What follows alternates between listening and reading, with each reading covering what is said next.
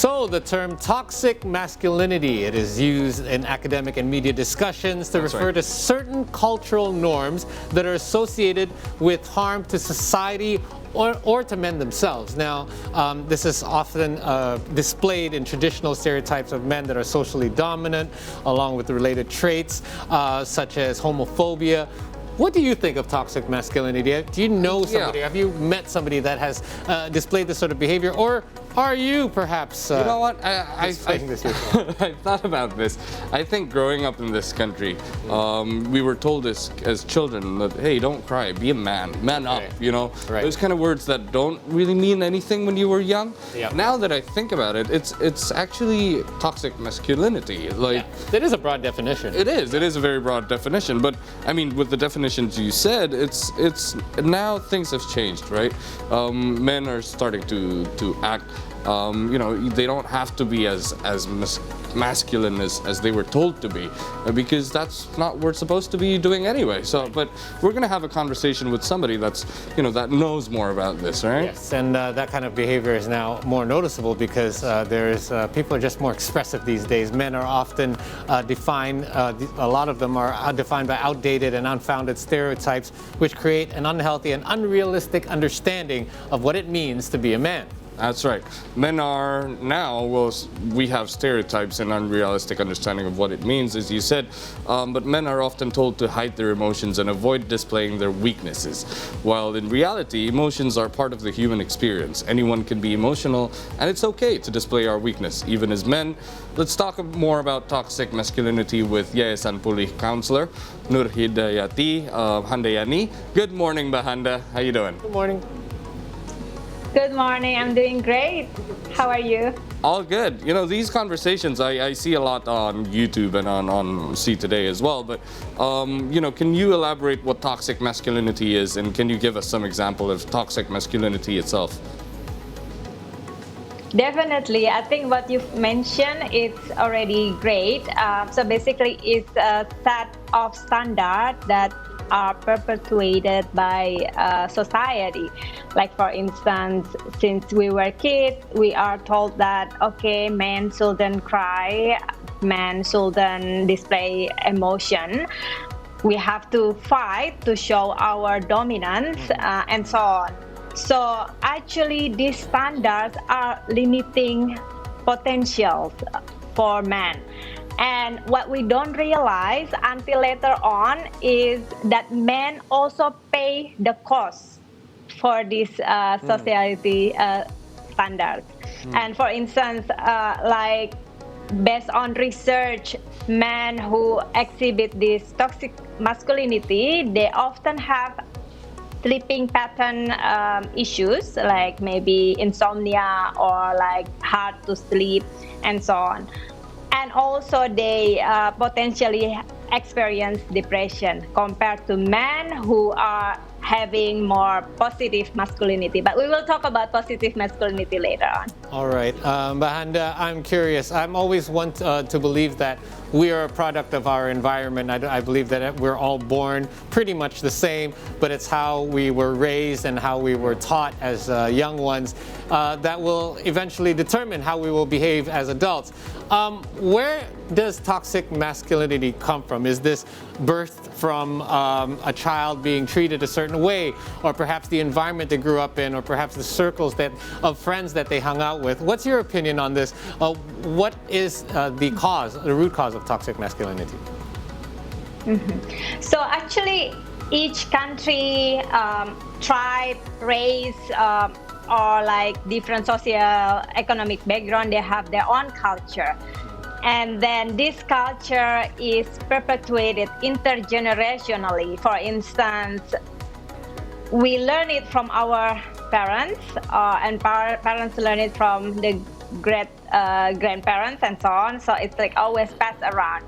So it's not exhibited by birth, although there are some potentially this hormone, testosterone, can contribute factor. But again, this more about behavior, and we learn it from people around us. And then they not necessarily have the knowledge about the toxic masculinity, for instance, they think that, oh, it's normal, it's acceptable, so I have to pass it around. I don't want my kids to be bullied as a boy, so I have to teach the boys to be man up, or like to be very strong physically. And then how about these other boys who are vulnerable and they are like sensitive and they are caring and nurturing? They are excluded from the discussion and also being discriminated by other men who have this toxic masculinity. But Handa, a lot of those things that you just mentioned are still happening today. I mean, we see kids, we hear about kids being hazed at school. Hazing is still happening. A lot of the movies and television, the media that we watch for entertainment displays that sort of behavior. So I could also argue that a lot of this is brought on upon ourselves. We do kind of, use this sometimes as stereotype for character building in movies and stories and things of that sort. And perhaps that is transferred down to our kids. Yeah. Definitely. Yeah, please. Would you like to add to that? Yes, also because again, the media or popular media and magazines or the movies, again, they are also product of the society. So they think that what can raise the rating, what can improve the views and so on. So they move beyond what is good for the society. They think that, okay, this is like important because if we want to sell in this area, we have to like exhibit these stereotypes of men. And then the point of the media also has the responsibility to educate people. Then they don't do it anymore. Right. So I think it's a lot of factors, and yes, media play a very significant role as well. Yeah, one of the interesting part that you said was about the limit of potentials. You would never know what. I think, for an example, when I was a young boy, ballet was for the ladies, right? For the girls, and I would never know that I'm really good at ballet today if I've never tried it. So I think those are the things that that you probably mentioned as well, which was about limiting the potentials of your future. But from we were younger, we were always told, boys don't cry. And there are lots of these conversations going on. How do you change that mindset at the end of the day? Because we've been told that for 20 odd years or something. Yeah, we can start rethinking about masculinity itself. So we need to come into a point that masculinity is not always bad. There is another antithesis of toxic masculinity, which is positive masculinity. So with this positive masculinity, we embrace the vulnerability, we embrace nurturing, caring, compassion.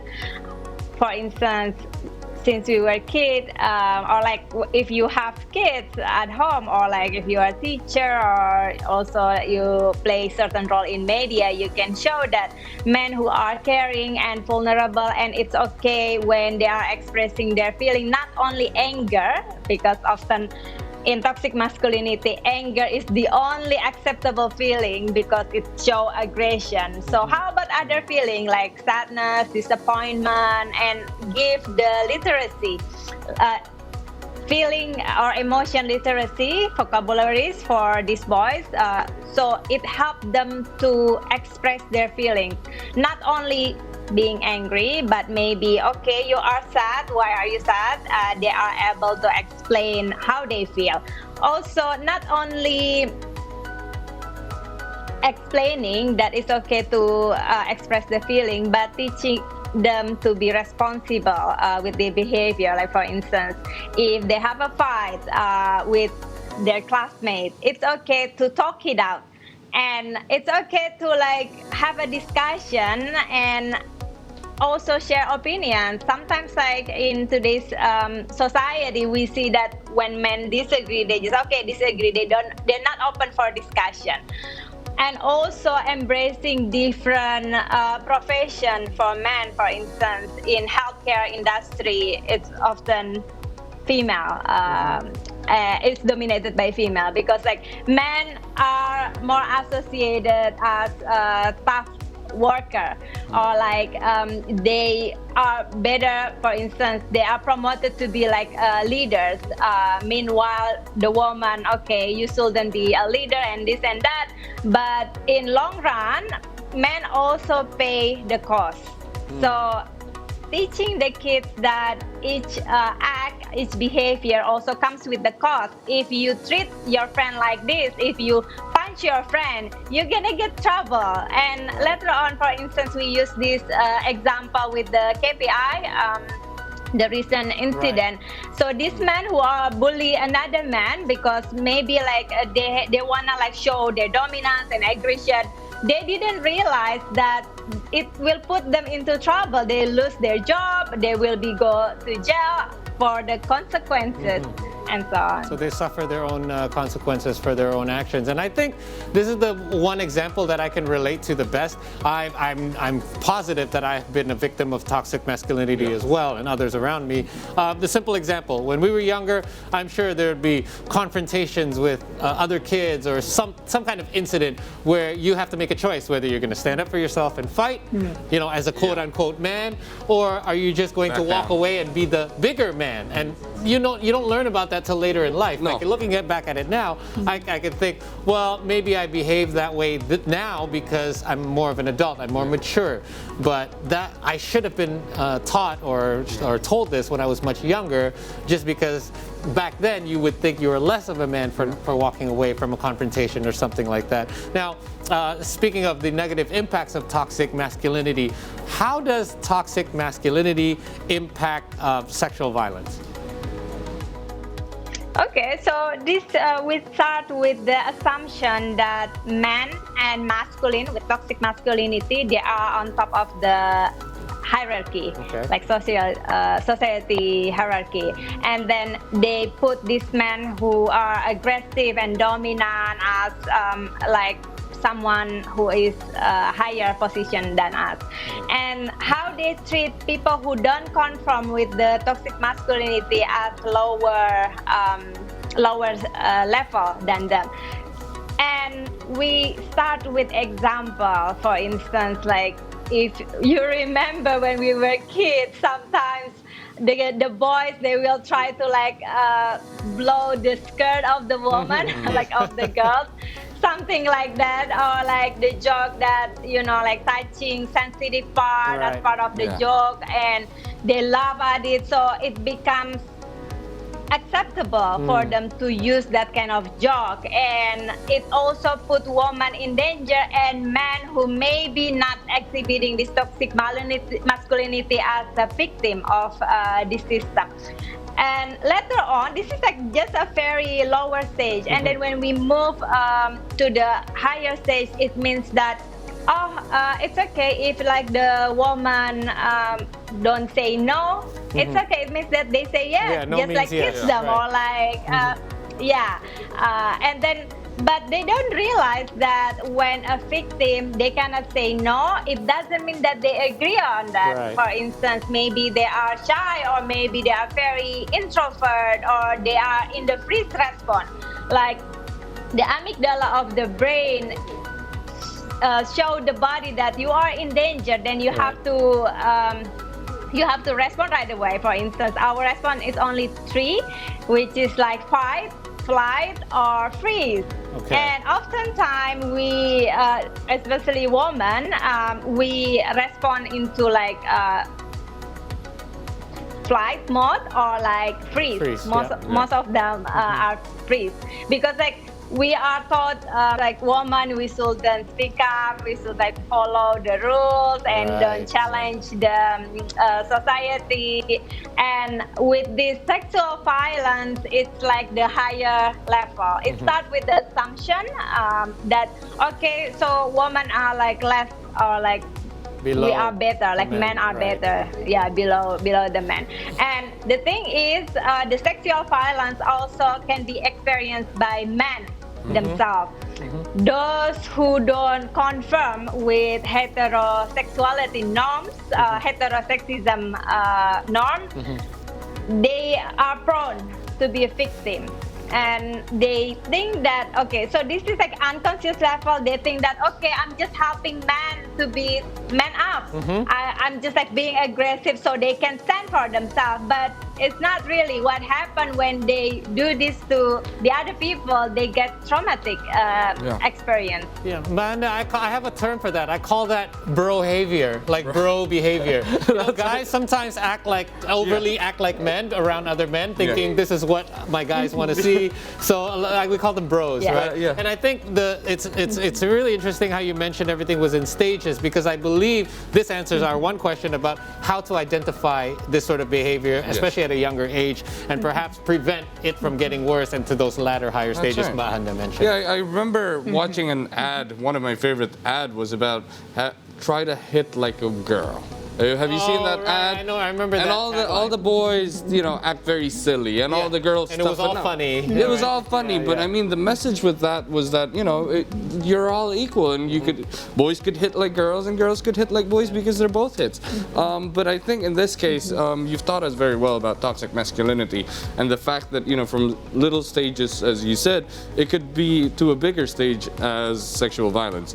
But I think I have to ask about the mental health side. So what impact does toxic masculinity have on mental health itself? Okay, I can give you the example from the counseling session or the program from Pulih Foundation itself. So basically, men who are exhibit to this toxic masculinity, they often feel very anxious or depressed because they cannot explain their feelings.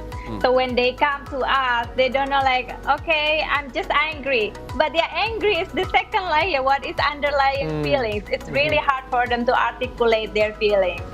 And what happens often is because like they think too much, they anxious, like for instance, they are thought like to treat woman not in the nice way, like, don't show her affection, or just like, just be busy, let her like do the work and so on. But there are men who care a lot about their woman, and they don't know how to express that, and they just confirming the social norms. They ended up feeling anxious, and at one point they want to express this, but they don't want to be judged as being weak or like, different term like non-hetero men. So they often very anxious, and some of them, when they are very depressed, they often use this substance or alcohol to suppress their feeling, because it's so painful. They cannot express themselves and their feeling. They have pain inside, so they want to transfer the pain from inside using the alcohol or substance abuse. So it's like another different consequences really for mental health. Very sad. And I do believe that this is something that is we should all be more aware of, and especially the signs to look out for. And I think that masculinity itself is such a gray area, and a lot of people that display signs of toxic masculinity is in fact have a lot of underlying factors such as insecurity or fears or trauma, and these are the things that men need to identify before they can get rid of that sort of behavior. Mbak, thank you so much for your time. We really do appreciate it, and your explanations are very enlightening in regards to this behavior. And remember, to all the men out there, hey, be masculine, but be positive about it. That's right. Thank you, Mbak. Have a great morning. Stay safe.